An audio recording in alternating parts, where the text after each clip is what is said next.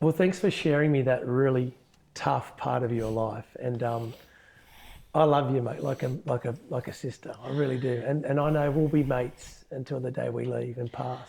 It's good to have, and I'm learning like to have people like yourself in this, like surrounding myself with, beautiful people, like yourself that I can trust. And then I've only known you for, a couple of years now, but I'm learning that, there are good people in this world that I can rely on. And, Right. I'm getting there. Call me up at 3 a.m. I call Cam all the time at 3 a.m. He goes, go to bed. Yeah, just go to bed. Okay, I'll go to bed. My wife's like, who are you calling? So don't worry about it. Okay. The Voice. We can both share. I never went on The Voice, but I went Australian Idol. Yep. So I've done that beast as well. But tell me about The Voice, your expectations, your excitement, your disappointments, and what's come out of it. Okay, yeah. So, do you know, I was a little bit wary about doing The Voice. I actually auditioned for X Factor a couple of years prior. That was actually nightmare material. So I was a little bit wary, but I'm like, you know what have I got to lose? Let's go for it. It was after I had my amputation, and I was a little bit sort of, I used to always hide my leg. I would never show it for a little while because I'm like, I had a foam casing over it. I wasn't so sort of, get it out there as I am now. And the Voice team were very, very supportive. And it's reality TV. It is what it is. You look what it is. It's reality TV. You go in knowing what it is. But they were always, you had the time to prepare. You had a support system, and I felt like I got a lot out of it mentally and physically. No one gave a crap what my leg looked like. I felt like I got that, or they just turned because of what I sounded like.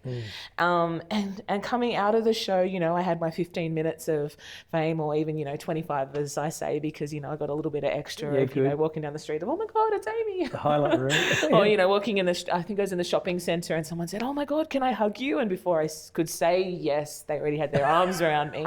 So that was always fun. But I mean, I again, making somebody happy. That was sort of, I'm, again, the stranger content was a little bit sort of, who is this? But, they were smiling. So it was good. It was okay. You didn't have to call the police on them. No. But it gave me that confidence of, just being who I am, of, and because I'd get this sort of, the mean comments of, about my leg or my weight or things like that. But I mean, live my life and see if you can live it the same.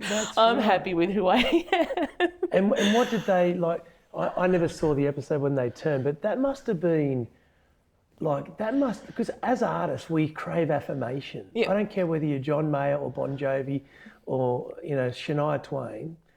You never put anything out there in the world to have it just, oh, that's rubbish. You always crave affirmation. Yep. And the tricky part about affirmation is that when you don't get it, you devalue what you've created. And I think for you, that moment was a defining moment. It's like when you were 9, right up to how old were you when you were in The Voice? It was 2017, so 5 years ago. So 30. So 30, on your 30th year on the earth, you had affirmation that was connected to your childhood affirmation. Yep. What did it feel like? Who turned? Who gave you the compliment? I know when I don't really think he's a good DJ at all, like Kyle Sandlands, he's a goose. But he went, I really like you. I think, well, I'll take that. I won't listen to your show, but I'll take the compliment. So let's talk about that feeling, who turned, just because people would like to know what it would, because not everyone gets the chance to do that. No, it was a very daunting experience, because like, even though you've got the audience sort of staring at you, singing to the back of 4 chairs is a very, very daunting experience. But I sung a John Farnham's version of Help. Yep. So I was able to pick that song, which meant a lot to me. Yep. For the full means of asking for help, it's okay. But I got partway through the song into the chorus, and Delta had turned, and she was almost singing it back to me as well. And it's sort of she's into it, she's with me, she's right there with me. So it was really nice and sort of comforting. And then there was another point when I was sort of almost that sort of begging of, help me, please be there sort of thing. And Joe Jonas turned as well. Oh, wow. So apart from being the Disney fanatic that I am, and one of the Jonas Brothers turned around. Yeah. You know, it was a good feeling of having them sort of turn around, and also I'm a little bit of a Boy George fan, and when everybody, it was Delta and Joe that turned around, and George had said to me that he already had somebody like me on his team, so that's why he didn't turn around. Yeah, right, yeah. And I told him that was completely okay as long as I got a hug, which I did. So it's okay. He's amazing. Come here. Give me a hug. So it's all right. But yeah, no, it was really good. And, you know, out of it, I was working constantly. I got back into the, you know, after the voice of working, you know, 2 or 3 nights a week, and then... Get your boots on. In a world driven by visuals, every frame tells a story. Every moment captures emotion. At Speedy Tech Media, we breathe life into your vision. Our dedicated team of experts craft unforgettable experiences. We don't just shoot videos, we create memories that last a lifetime.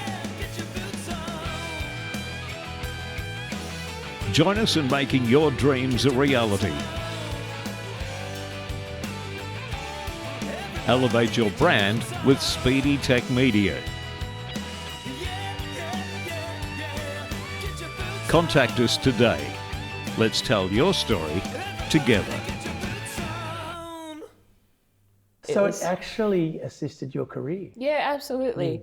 It helped. You know, I was working as a soloist and in a sort of, in the sort of cover band sort of area, and then sort of just I decided, you know, I want to be that sort of Aimee Hannan.